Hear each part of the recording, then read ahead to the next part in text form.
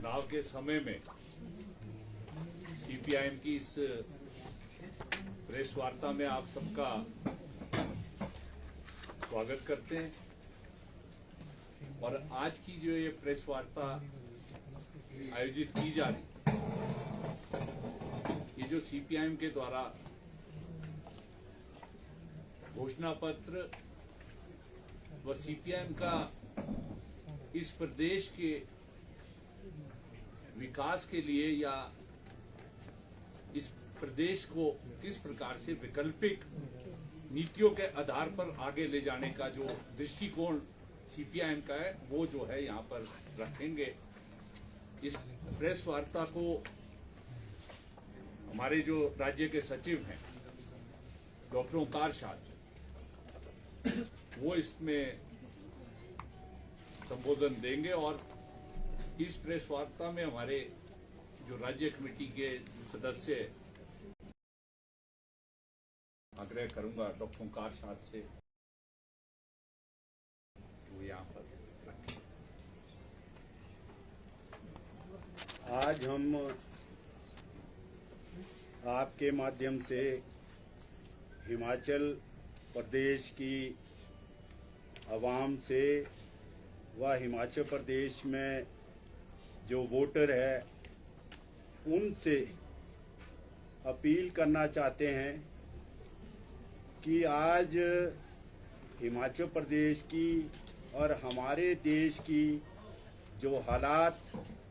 दिन प्रतिदिन खराब होते जा रहे हैं, बिगड़ते जा रहे हैं,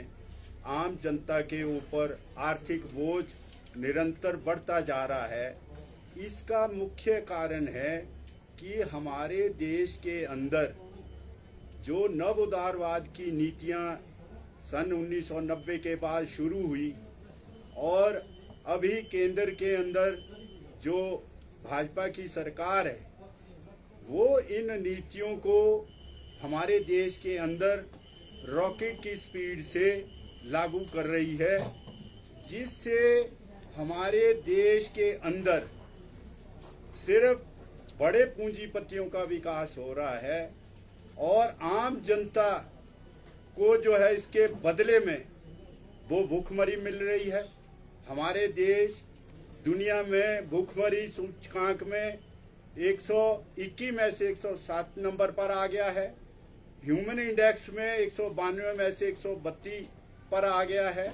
जिसके कारण हमारे देश के अंदर बेरोजगारी बढ़ रही है, महंगाई बढ़ रही है।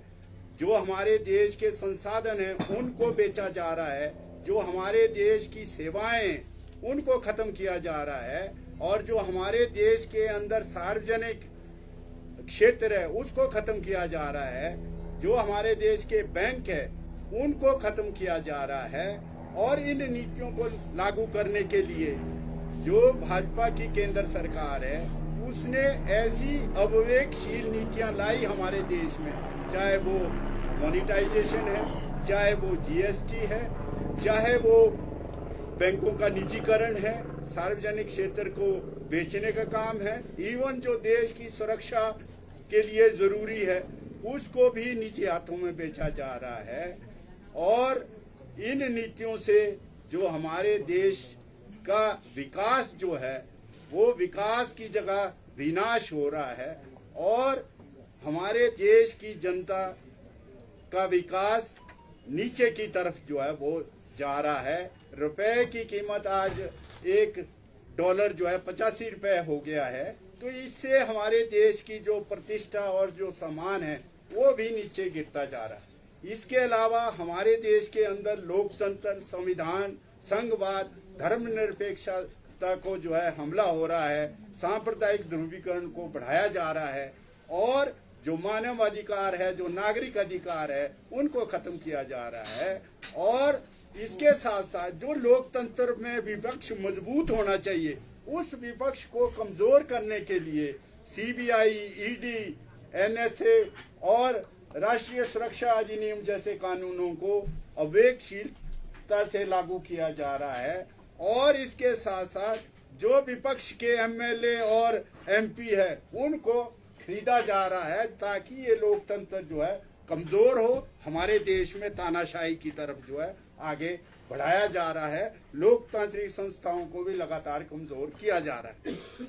इस हालात में आज ये हिमाचल प्रदेश में चुनाव हो रहे हैं। पिछले 5 सालों में ये डबल इंजन सरकार ने हिमाचल प्रदेश में इन्हीं नीतियों को दुगनी रफ्तार, जिसके कारण हिमाचल प्रदेश में बेरोजगारी, किसानी और बागवानी को नुकसान पहुंचाया जा रहा है। 1000 पद अभी भी खाली पड़े हैं, उनको जो है भरा नहीं जा रहा है। इसके अलावा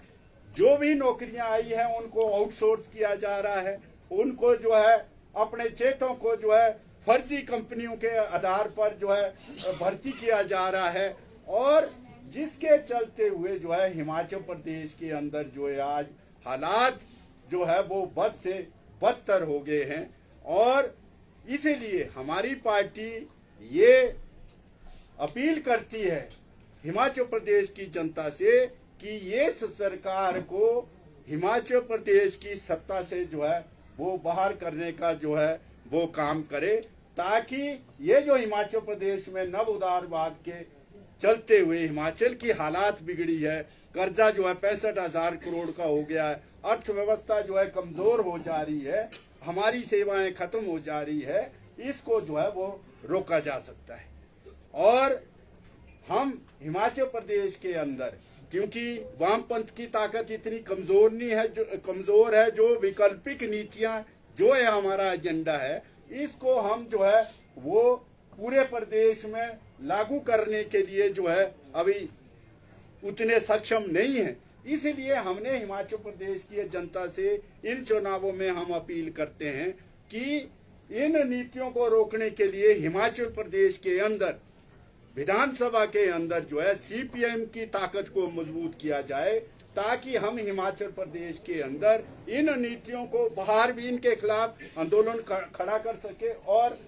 विधानसभा के अंदर भी मजबूत विपक्ष की भूमिका निभा सके। इस आधार पर हम जनता के सामने जा रहे हैं, और ये जो हमारा घोषणा पत्र है, इसके जो वैकल्पिक नीतियां हैं, इनके लिए हम जो है आने वाले समय में लड़ेंगे, विधानसभा के अंदर भी और बाहर भी लड़ेंगे। और ये नीतियां जो वैकल्पिक नीतियां हैं, वो सबसे पहले तो यह है कि हिमाचल प्रदेश की अर्थव्यवस्था को मजबूत किया जाए, और ये अर्थव्यवस्था को कमजोर करने के लिए, क्योंकि कांग्रेस पार्टी ने भी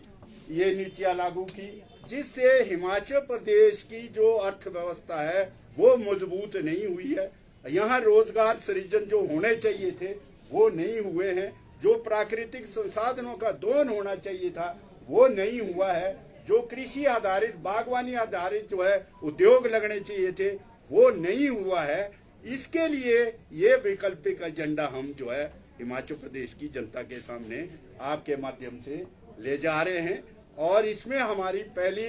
जो मुद्दा है वो ये है कि हिमाचल प्रदेश को विशेष राज्य का दर्जा वो जो है वो फिर से बहाल होना चाहिए। हिमाचल प्रदेश का जो 7.19 हिस्सा है वो चंडीगढ़ से मिलना चाहिए। हिमाचल प्रदेश में जो डिस्ट्रेस कॉस्ट हमको बिजली पर मिलती है 1990 के बाद 12%, उसको हम जो है वो बढ़ाने के लिए जो है काम करेंगे। और इसके साथ वन संरक्षण के लिए 1000 करोड़ जो है हम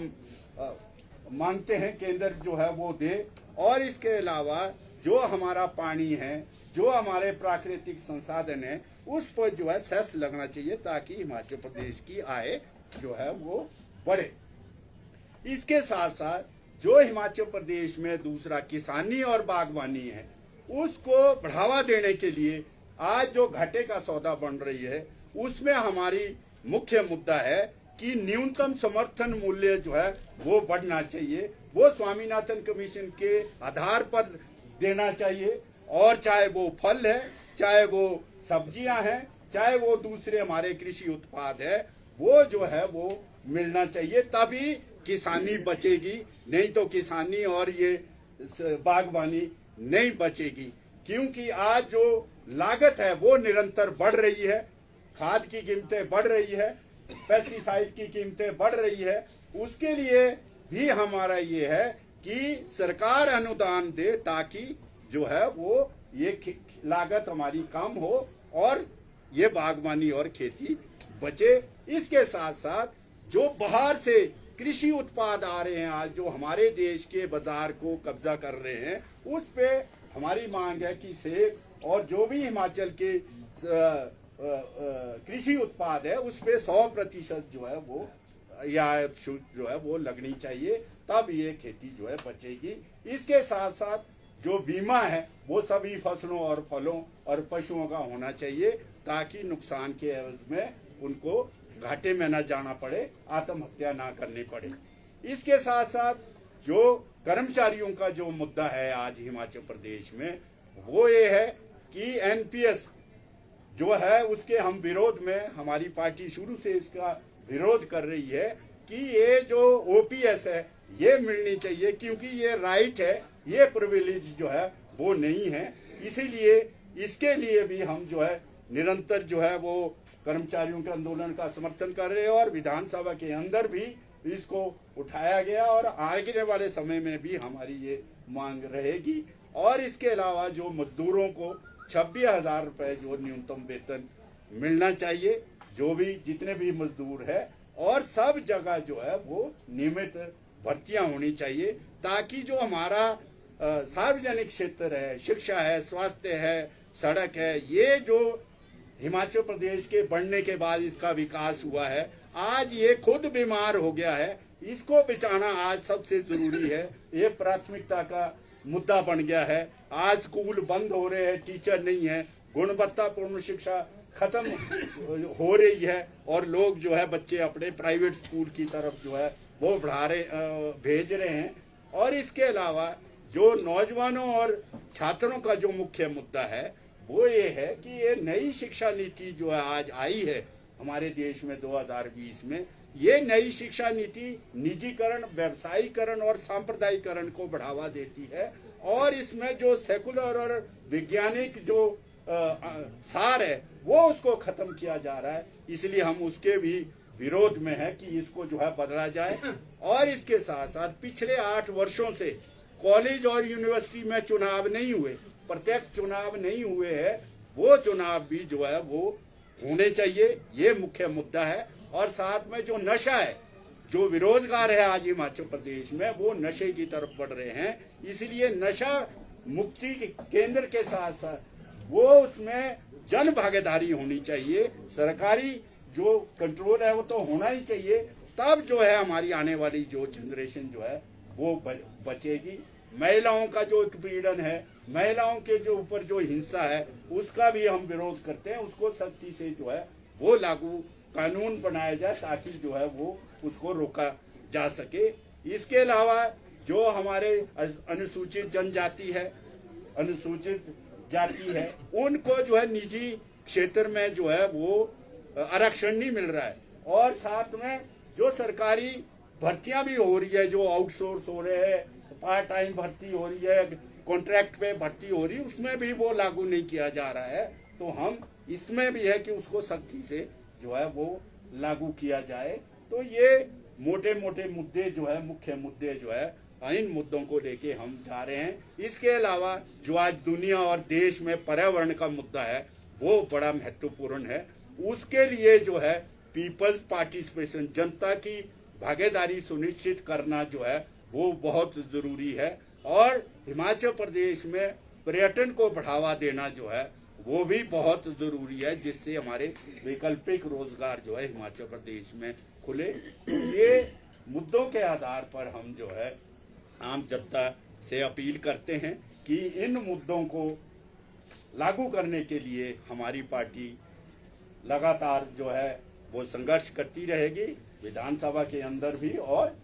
बाहर भी। और हम अपील करते हैं कि सीपीएम वामपंथ के हिमाचल प्रदेश में 12 जो है वो विधानसभा सीटें हम लड़ रहे हैं, 11 सीपीआईएम और 1 सीपीआई लड़ रही है। हम मिलके चुनाव लड़ रहे हैं। इन 12 सीटों पर जो है हम कांग्रेस और भाजपा के विरोध में जो है ये लड़ रहे हैं, ताकि जो है ये वैकल्पिक एजेंडा जो है हम हिमाचल प्रदेश के विकास के लिए जो है इसको आगे बढ़ा सके। और बाकी जगह जो है हम हिमाचल प्रदेश की जनता से अपील करते हैं कि धर्मनिरपेक्ष और लोकतांत्रिक जो सरकार है उसको बनाने के लिए जो है हम हिमाचल प्रदेश में काम करेंगे। इतनी बातें कहते हुए जो है मैं आपका धन्यवाद करता हूं।